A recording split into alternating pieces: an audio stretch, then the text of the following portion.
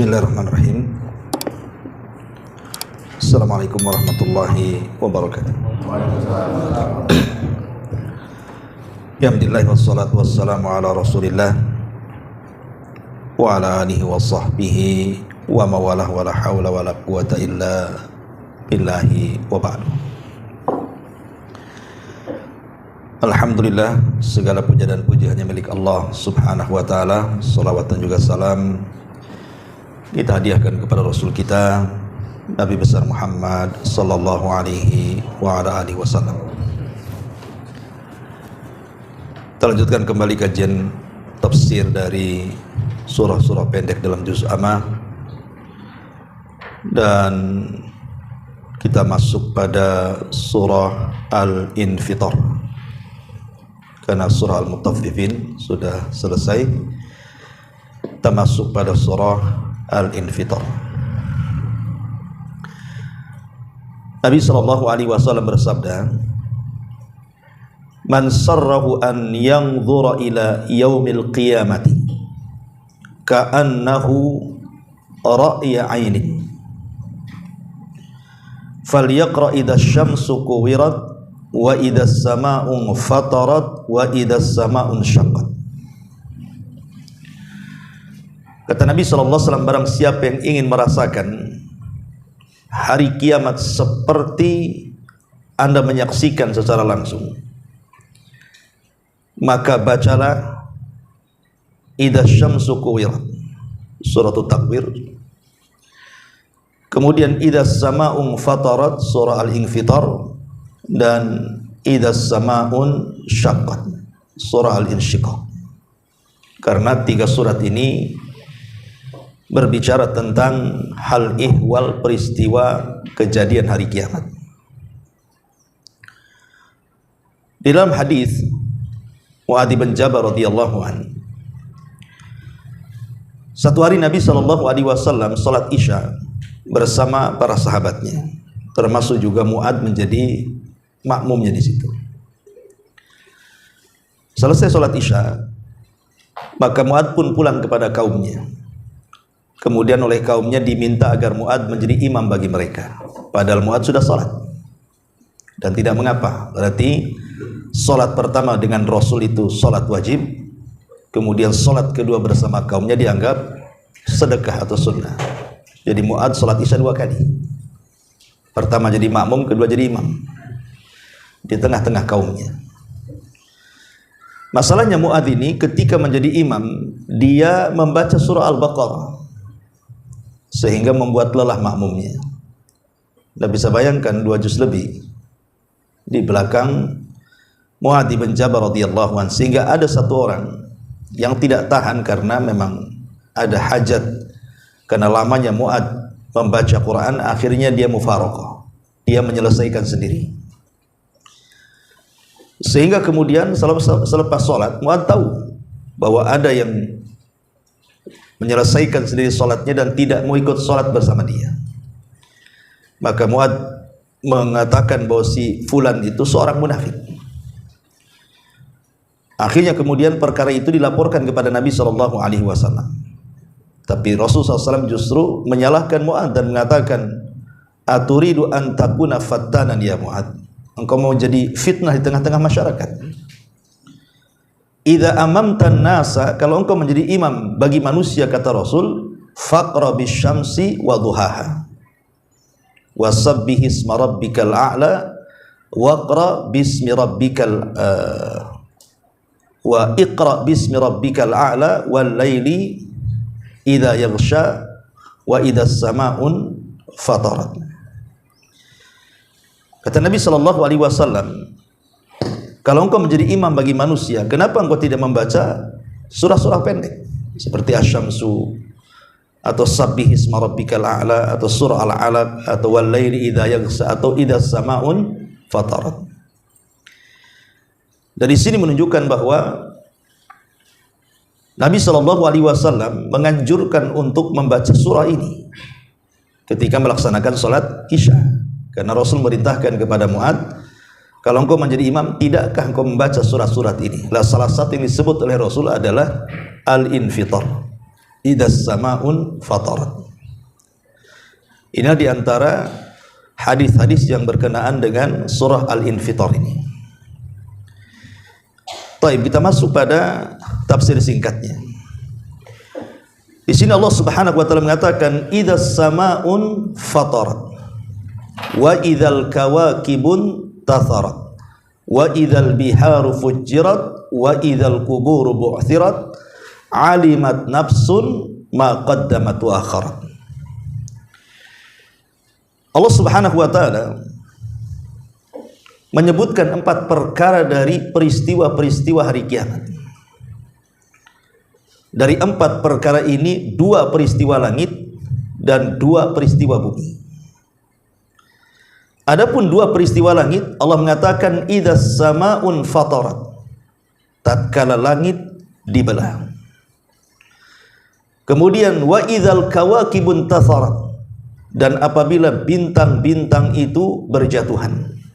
Ini peristiwa langit namanya. Adapun yang keduanya peristiwa bumi. Allah mengatakan wa idzal biharu fujjirat, ketika air lautan ditumpahkan ke daratan. Wa idzal quburu bu'thirat, dan ketika seluruh kubur-kubur itu dibangkitkan. Dan 4 peristiwa, 2 di langit dan 2 di bumi ini menceritakan tentang 2 tiupan sangkakala. Di sangkakala pertama yang menghancurkan langit dan alam semesta, baru kemudian sangkakala kedua membangkitkan seluruh manusia. Tapi kita rinci. Di sini Allah Subhanahu wa taala mengatakan idzas samaun fatarat, apabila langit terbelah. Ikhwatu fiddin wa akhwatu fillah rahimakumullah. Allah Subhanahu wa taala memulai dengan langit. Karena di antara tanda-tanda kuasa Allah Subhanahu wa taala yang paling besar yang mampu kita lihat adalah langit. Itu pun tidak semua langit kita bisa lihat. Yang kita lihat ke atas itu kan langit dunia saja.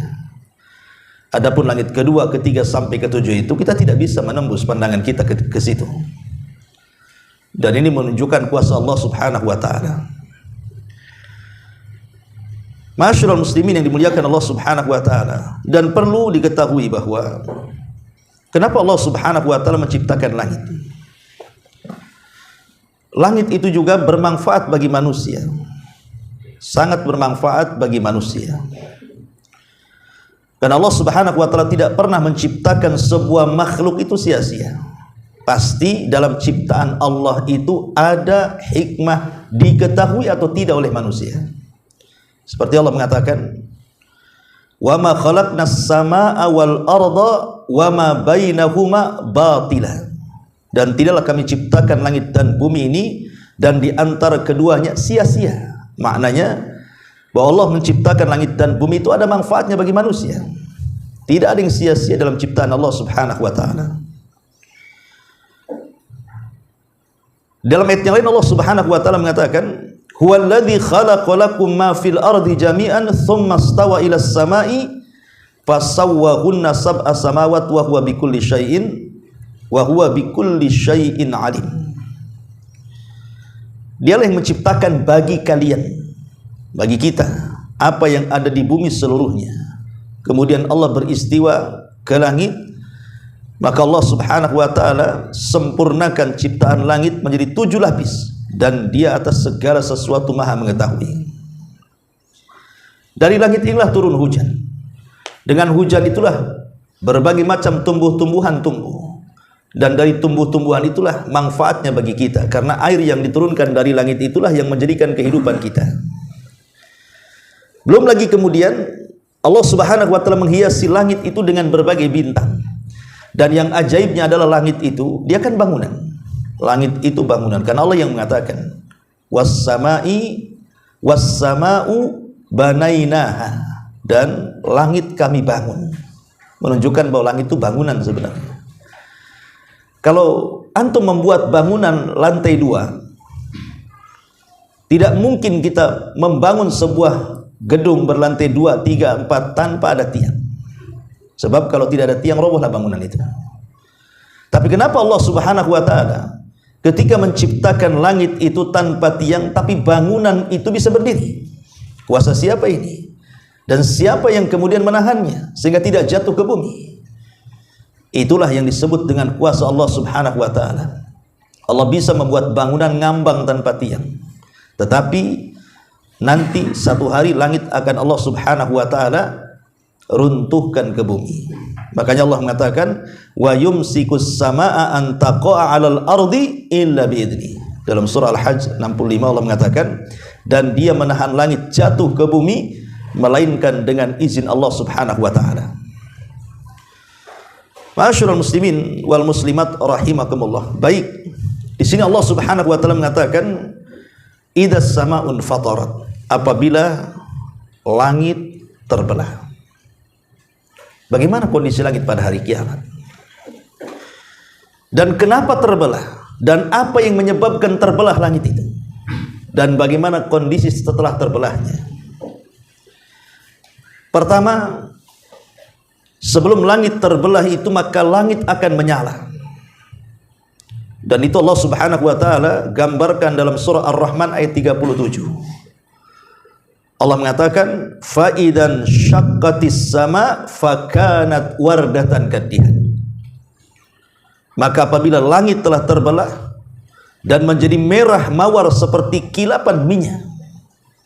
Jadi yang pertama kali sebelum terbelahnya langit itu, langit akan menyala. Langit akan menyala dan berkilau-kilau dan berkilat-kilat. Baru setelah itu keluar asap putih atau awan yang kita kenal di langit.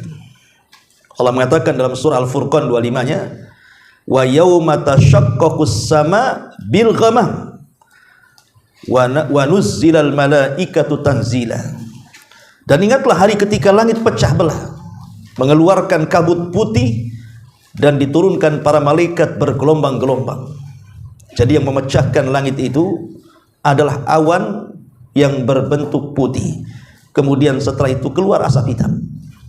Dan Allah mengatakan dalam ayat yang lain, dalam ayat Dukhan, fartaqib yauma ta'tis sama bidukhanim mubin. Maka nantikanlah hari ketika langit mendatangkan kabut asap yang tampak jelas. Lah ketika tiga peristiwa ini muncul, maka mulailah langit terjadi keretakan kecil. Keretakan kecil itulah yang disebut dengan al-infitar yang kita bahas ini. Idas samaun fatarat. Dan apabila langit terbelah, retak tetapi tidak sempurna, retaknya masih kecil. Baru kemudian yang selanjutnya menjadi retak besar itu, itulah yang disebut dengan al-insyiqaq. Surah al-insyiqaq yang sudah kita bahas, itu menjadi terbelah langit secara sempurna. Baru setelah itu langit melemah karena sudah mulai lepas dari tangkainya, dari bingkainya. Dan itu Allah Subhanahu wa taala katakan dalam surah Al-Haqqah ayat 16-nya, wan syaqqatis sama'u fahiya yauma idzin wahiya. Dan terbelahlah langit karena pada hari itu langit sudah menjadi lemah dan rapuh. Lalu apa yang terjadi? Maka Allah Subhanahu wa taala akan menggulung langit dengan tangannya. Dan itu disebutkan di dalam surah At-Takwir. Allah Subhanahu wa taala mengatakan dalam surah At-Takwir ayat 11, wa idzas samaa'u kushitat. Dan ingatlah apabila langit terlepas dari tempatnya. Dan Allah kuatkan dalam surah Al-Anbiya 104-nya, yauma natwis sama qatayyis sijil lil kutub. Ingatlah pada hari langit kami gulung seperti lembaran-lembaran buku. Dan Allah juga kuatkan dalam surah Az-Zumar 6:7-nya, wa ma qadarullaha haqqa qadri wal ardu jami'an qabdatuhu yaumal qiyamah was samawati matwiyatun biyamini subhanahu wa ta'ala amma yusyrikun.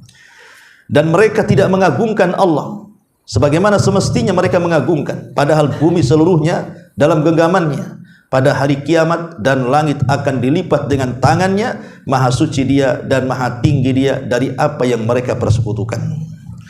Ma'asyiral muslimin yang dimuliakan Allah Azza wa Jalla, inilah yang disebut dengan ahwal, kondisi langit pada hari kiamat. Saya ulang, berawal dari menyala, kemudian mengeluarkan asap putih ataupun awan putih, kemudian keluar asap hitam yang meliputi langit, kemudian terjadi keretakan kecil sampai terjadi keretakan besar, retak sempurna, kemudian melemahlah langit. Setelah melemah langit, maka langit pun terlepas dari bingkainya. Setelah terlepas dari bingkainya, maka kemudian terjadilah lipatan. Allah lipat dengan tangannya. Inilah kondisi langit pada hari kiamat. Ma'asyiral muslimin yang dimuliakan Allah Subhanahu wa taala. Tentu sebelum langit dihancurkan atau dilipat oleh Allah Subhanahu wa taala seperti lipatan. Ini lipatan. Seandainya ini langit, maka dilipat-lipat seperti ini. Baru digenggam seperti itu, ya. Kita tahu bahwa langit itu tempat para malaikat tinggal di situ. Karena Nabi SAW pernah memandang ke langit, kemudian bersabda di hadapan para sahabatnya, "Attatis sama wa huqqalaha antait." Sungguh aku mendengar suara gemuruh ketakutan dari atas langit, dan sudah selayaknya langit itu takut kepada Allah Subhanahu wa taala. Dan tidaklah 4 jari, yang 4 jari, jarak 4 jari, kecuali ada malaikat yang berdiri sampai kiamat bertasbih, ruku sampai kiamat bertasbih, sujud sampai kiamat bertasbih, dan begitu seterusnya. Kemana para malaikat pergi? Kita tahu bahwa ketika terjadi keretakan langit, langit itu kan ada pintunya. Makanya Allah Subhanahu wa taala mengatakan dalam surah An-Naba itu, wa futihatis sama fakanat abwaba. Wa futihatis sama, ketika kemudian pintu-pintu langit itu terbuka, disitulah para malaikat turun semua. Wa nuzzilal malaikatu tanzila, malaikat keluar semuanya. Ketika langit kosong itulah baru terjadi kehancuran 7 lapis langit tadi, dengan urutan yang sudah saya sebutkan tadi. Inilah kondisi langit. Ma'asyiral muslimin wal muslimat rahimakumullah. Disebutkan di dalam tafsir At-Tabari, perkataan Ibnu Zaid rahimahullahu taala, beliau mengatakan, "Fa idza jaa yaumul qiyamati in fatara thumma syaqqat thumma jaa amrun akbar min dzalika in kashatat." Jika tiba hari kiamat, maka langit pun mengalami infitar, keretakan kecil.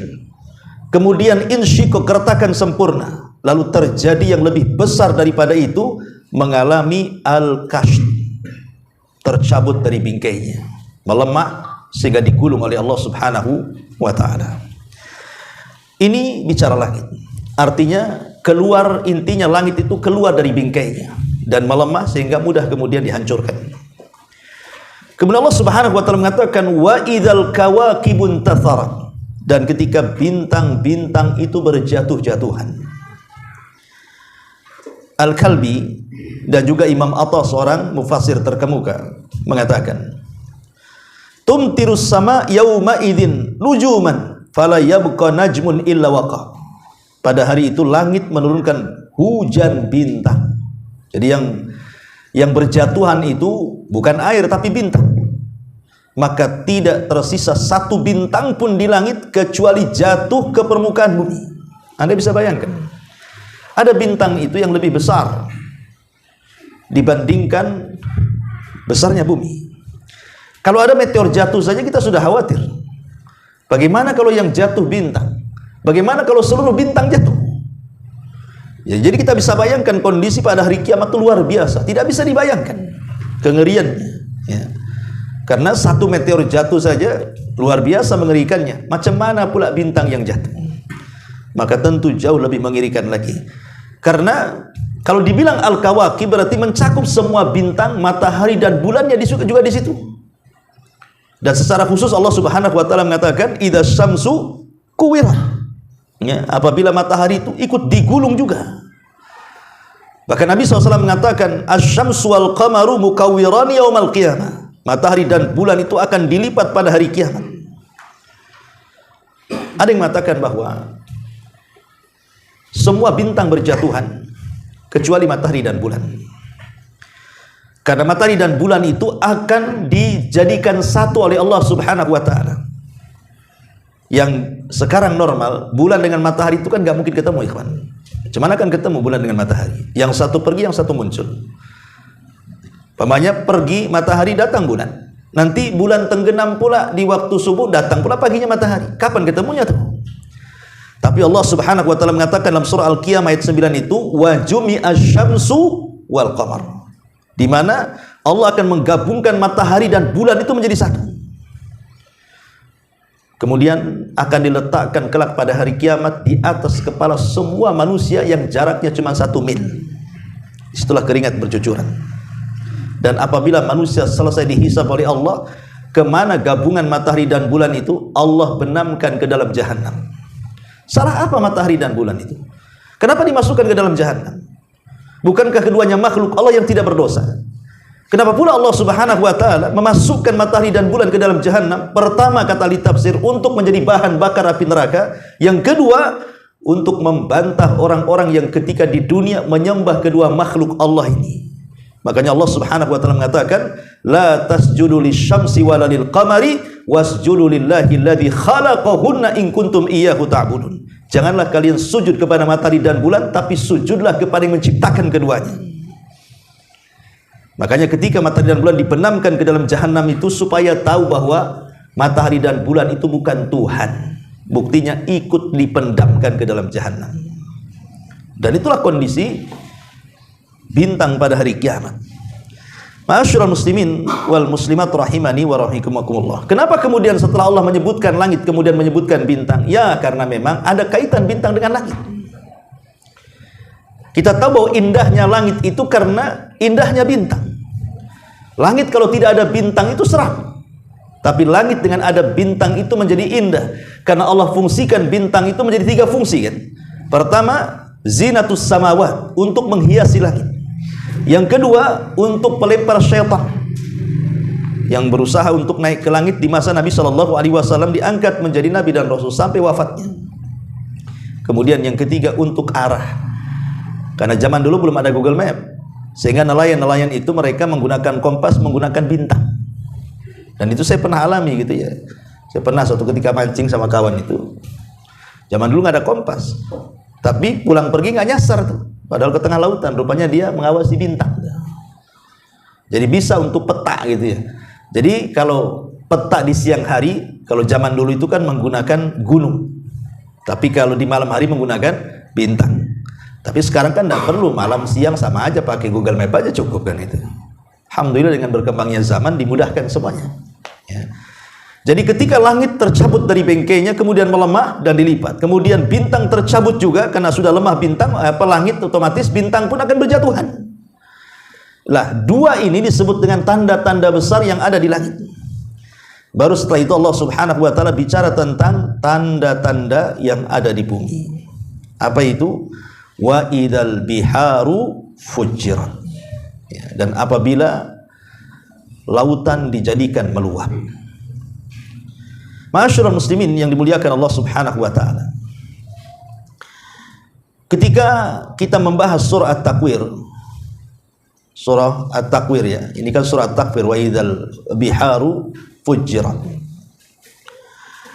Dalam surah At-Takwir disebutkan oleh para ulama bahwa kalimat bihar, bihar itu lautan, itu mencakup semua air yang ada di bumi. Jadi mencakup di situ lautannya, sungainya, danaunya, selatnya, apalah yang disebutkan lah, solokannya mungkin di situ yang kecil itu ya. Artinya mencakup itu semuanya. Lah kelak pada hari kiamat, maka Allah Subhanahu wa taala akan menjadikan lautan itu meluap. Terjadi silang pendapat di antara ahli tafsir. Apa makna fujirat di sini? Ada yang mengatakan bahwa fujirat itu artinya seluruh air lautan itu akan disatukan dengan seluruh air yang ada di daratan. Artinya air asin dengan air tawar itu akan jadi satu.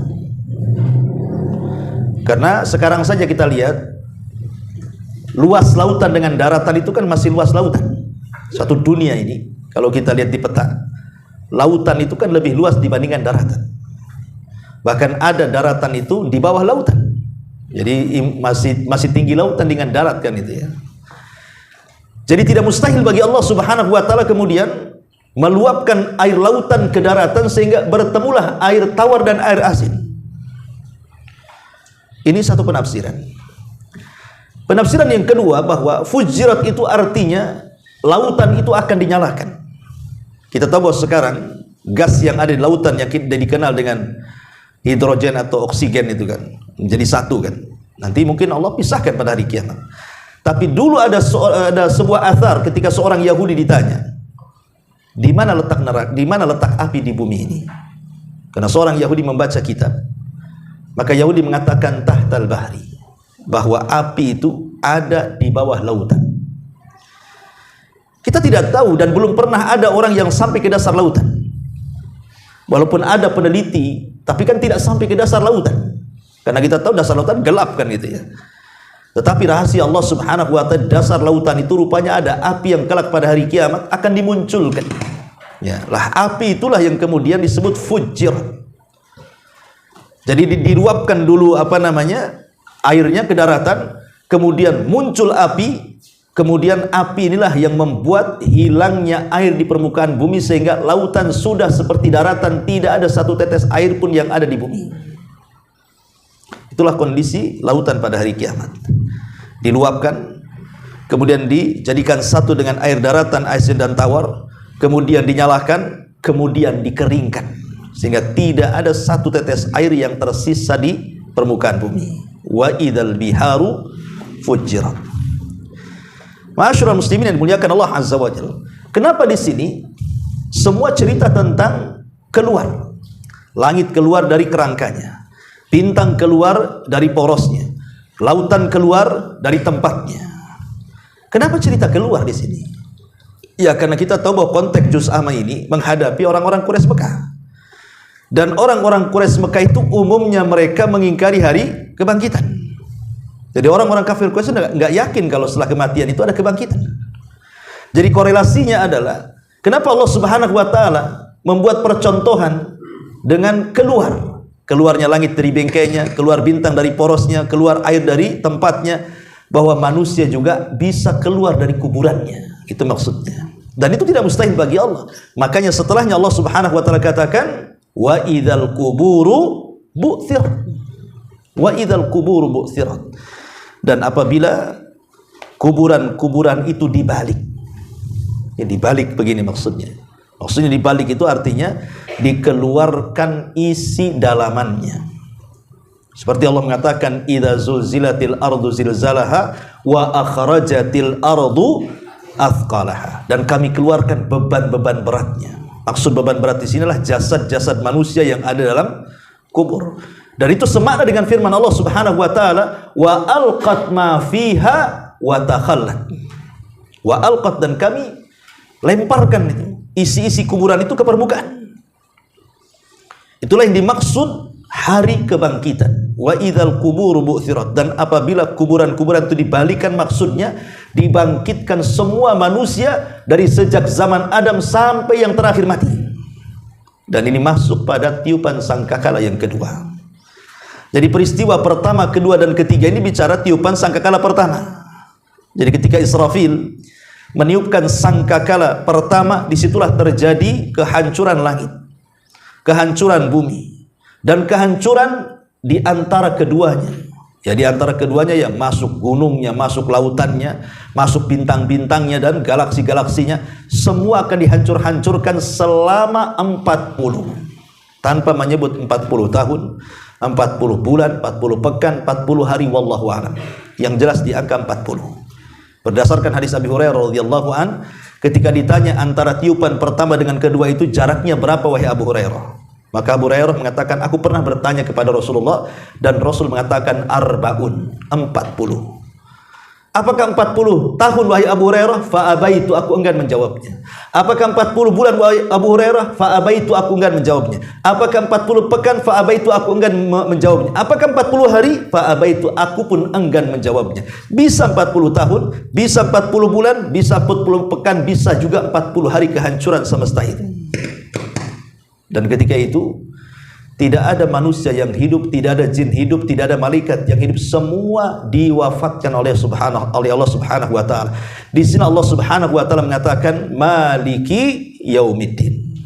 Dialah raja ketika hari kebangkitan. Karena ketika tidak ada makhluk yang hidup, Allah mengatakan limanil mulkul yaum. Untuk milik siapa kerajaan ini? Tidak ada yang jawab.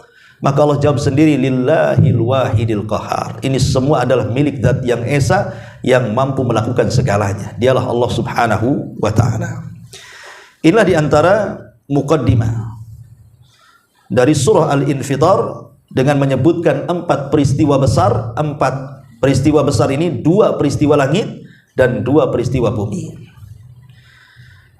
Ketika Allah Subhanahu wa ta'ala menyebutkan idza, apabila, idza ini disebut adawatu syarti, harus ada jawabnya. Maka untuk apa Allah Subhanahu wa ta'ala menyebutkan 4 peristiwa yang sangat mengerikan ini dan ditutup dengan wa idzal quburu bu'thirat, hari kebangkitan manusia. Ketika manusia dibangkitkan, kita tahu bahwa manusia yang pertama dibangkitkan siapa? Nabi SAW mengatakan, sayalah yang pertama kali dibangkitkan dari kuburan. Walaupun kata Rasul, setelah saya dibangkitkan, saya melihat Nabi Musa sedang duduk, sehingga aku tidak tahu apakah dia dulu ataukah aku, kata Rasul. Tapi kita meyakini bahwa Nabi SAW orang yang pertama kali dibangkitkan. Seperti Ibrahim adalah orang yang pertama kali diberikan pakaian. Baru setelah Nabi SAW dibangkitkan, maka semua makhluk dibangkitkan, bukan hanya manusia, jinnya, malaikatnya, sampai kepada binatang-binatang pun dibangkitkan. Kalau di zaman dulu mungkin ada dinosaurus pun mungkin dibangkitkan juga kan gitu. Untuk apa coba? Binatang-binatang ikut dibangkitkan, harimau, buaya dan yang semacamnya itu. Untuk menjalankan hisab. Karena binatang juga ada hisabnya. Ya, jangan salah, binatang-binatang itu ada hisabnya. Tapi binatang itu hanya dihisab tapi tidak dimasukkan ke neraka. Mereka dihisab saja. Sebagaimana Nabi SAW mengatakan dalam sebuah hadis, sampai kepada kambing yang bertanduk dengan kambing yang tidak bertanduk, maka akan dihadapkan di hadapan Allah. Kemudian tanduknya akan dilepas, kemudian diletakkan dia yang tidak punya tanduk. Kemudian Allah katakan, tanduklah dia sebanyak dia menandukmu di dunia. Ketika sudah selesai, maka Allah mengatakan, kuni turaba, jadilah kalian tanah. Lah orang-orang kafir yang melihat itu, mereka mengatakan apa? Ya laitani kuntu turaba. Duhai kiranya aku juga jadi tanah seperti binatang itu. Mungkin mustahil. Manusia tidak hanya akan dihisab, tapi mereka ada azab juga. Kecuali orang-orang yang masuk surga tanpa hisab dan azab. Nah, ketika Allah Subhanahu wa ta'ala menyebutkan 4 peristiwa, untuk apa? Inilah jawab syaratnya. Alimat nafsun ma qaddamat wa akharat. Ini jawabnya di sini. Maka setiap jiwa itu akan mengetahui apa yang telah dikerjakan dan apa yang telah dilalaikannya. Sebenarnya kalimat bahasa Arab itu artinya qaddamat itu apa yang didahulukan, wa akharat dan apa yang diakhirkan. Itu makna bahasa Arabnya.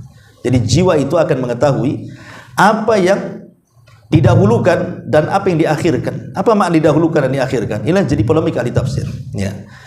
Ada yang mengatakan bahwa penafsiran yang pertama, bahwa manusia itu akan melihat seluruh keburukan-keburukan yang pernah dilakukannya. Ditambah dia tidak sekedar melihat dan mengetahui kembali perbuatan dulunya, tapi juga mengetahui balasan yang pantas dia dapatkan kelak pada hari kiamat. Jadi, ma qaddamat, apa yang telah dikerjakannya di dunia, wa ma akharat, dan apa yang akan dibalasnya di akhirat. Jadi qaddamat itu perbuatan dunia, akharat itu balasan akhirat. Jadi apapun yang kita kerjakan di dunia, apakah itu keburukan ataukah itu kebalasan, atau apakah itu kebaikan, semua akan Allah Subhanahu wa ta'ala tampakkan di akhirat. Sekarang di dunia, ikhwan, saya antum beramal saleh, atau saya dan antum melakukan dosa, siapa yang tahu di antara kita amalan kita akan diterima atau tidak? Dan siapa yang tahu dosa kita diampuni atau tidak? Tidak ada yang tahu. Ya kan? Antum sholat, antum tahu sholat antum diterima? Tidak. Bisa diterima, bisa tidak kan? Karena kita tidak tahu apakah sholat kita diterima atau tidak. Atau antum melakukan maksiat kemudian bertobat, apakah tobat antum diterima atau tidak? Tidak ada yang tahu, ikhwan. Siapa yang tidak tahu? Siapa yang tahu? Tidak ada yang tahu. Ya. Sholat kita, puasa kita, hatta di majelis taklim ini diterima tidaknya itu kita tidak tahu sama sekali. Di dunia itu kita tidak tahu. Termasuk juga kita tobat dari dosa, diampuni dan tidaknya selama kita di dunia kita tidak tahu. Tapi kelak di akhirat kita akan diberitahu.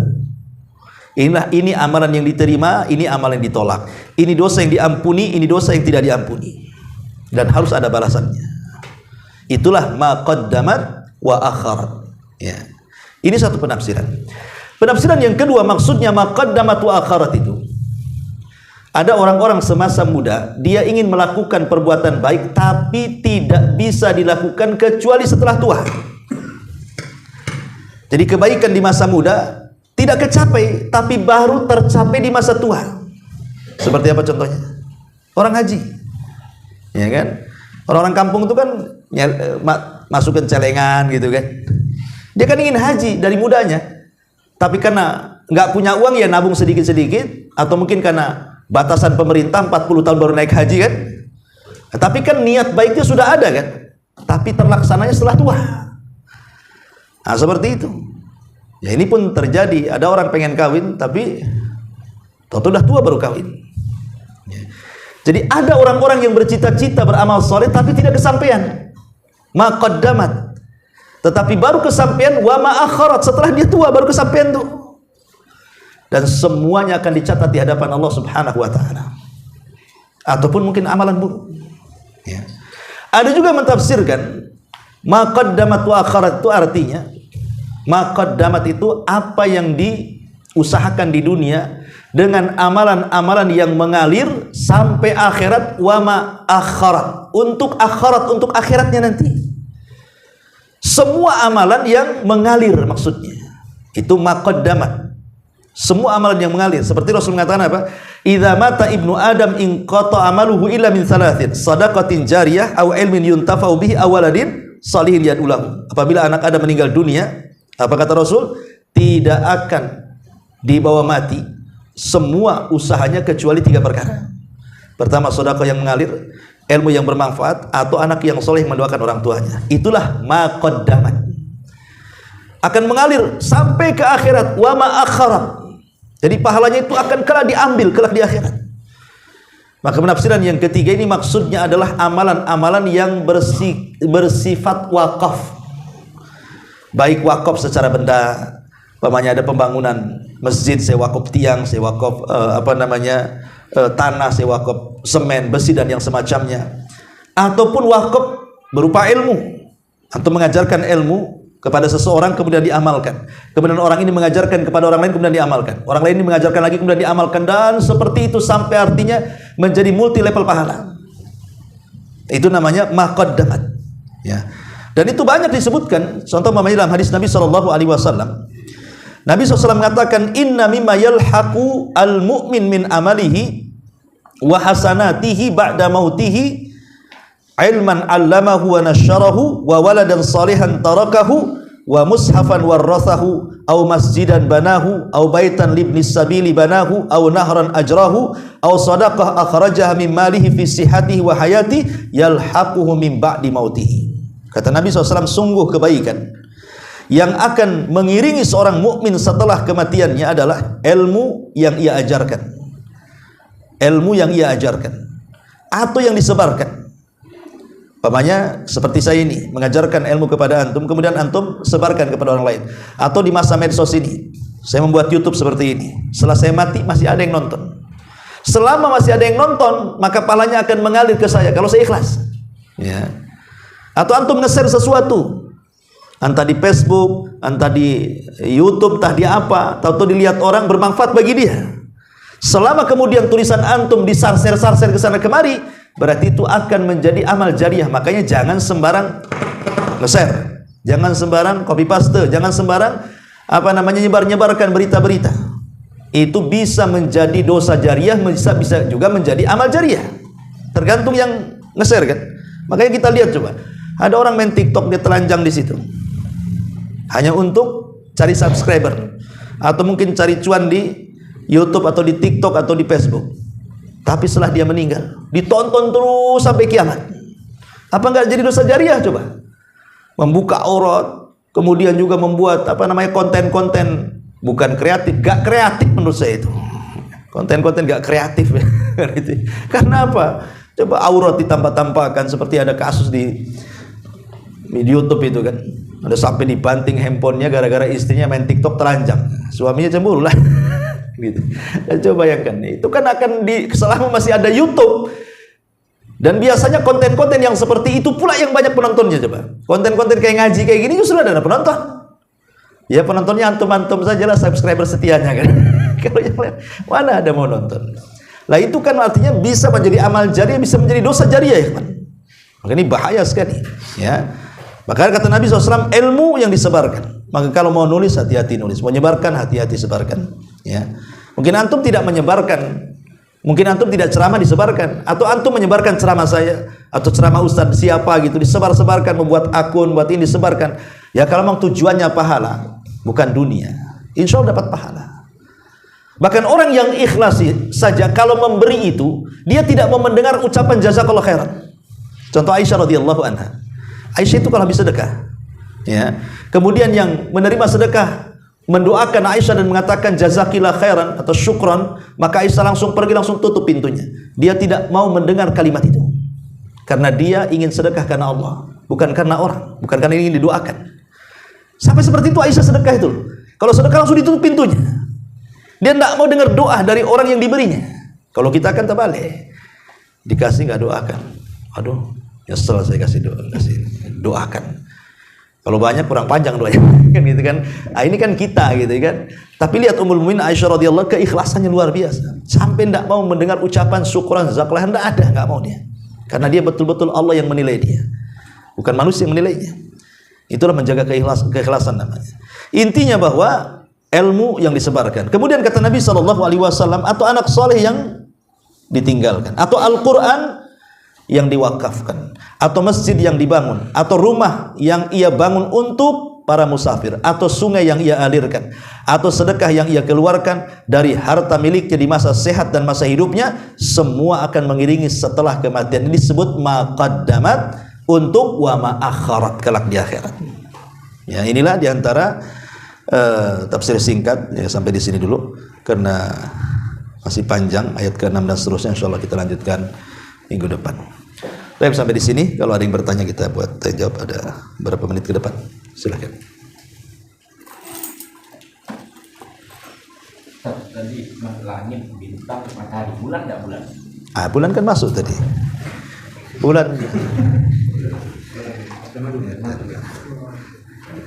Bulan masuk bintang lah kan itu. Dia masuk di situ. Wa jumi'asy syamsu wal qamar. Dan Allah gabungkan matahari dan bulan. Jadi bulan itu tidak jatuh dengan matahari, dia digabungkan.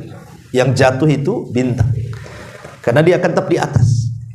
Ya, sampai dibangkitkan manusia dia tetap di situ. Nanti matahari didekatkan lagi di kepala manusia setelah hari kebangkitan. Itulah yang kemudian menjadikan siksaan tersendiri bagi orang-orang fasik, orang-orang kafir, orang-orang fajir kelak di hari ketika mereka dikumpulkan di padang mahsyar. Ya, salah satu siksaannya adalah matahari didekatkan itulah. Coba bayangkan logika matahari saja sekarang. Dan ini keajaiban Allah ya. Allah letakkan matahari itu pada porosnya. Matahari digeser sedikit saja menjauh dari bumi, bekulah bumi itu. Kalau matahari digeser sedikit mendekat ke bumi, terbakarlah bumi. Bayangkan Allah meletakkan matahari pas di porosnya. Ini keajaiban namanya. Keajaiban Allah kan. Dia letakkan bagaimana Allah tahu suhu bumi itu dengan meletakkan matahari di porosnya. Karena kalau sampai tercabut dari porosnya bahaya. Kalau menjauh bekulah bumi ini, mendekat terbakar pula bumi itu. Maka Allah paskan dengan suhunya sehingga bumi tidak terbakar dan tidak beku. Masya Allah, ini kan ini kuasa Allah subhanahu wa ta'ala. Kuasa siapa kan itu kalau bukan kuasa Allah subhanahu wa ta'ala. Wallahu alam, saya kira cukup. Subhanahu bihamdika asyhadu an la ilaha illa anta astaghfiruka wa atubu ilaik. Allahu ta'ala alam. Assalamualaikum warahmatullahi wabarakatuh.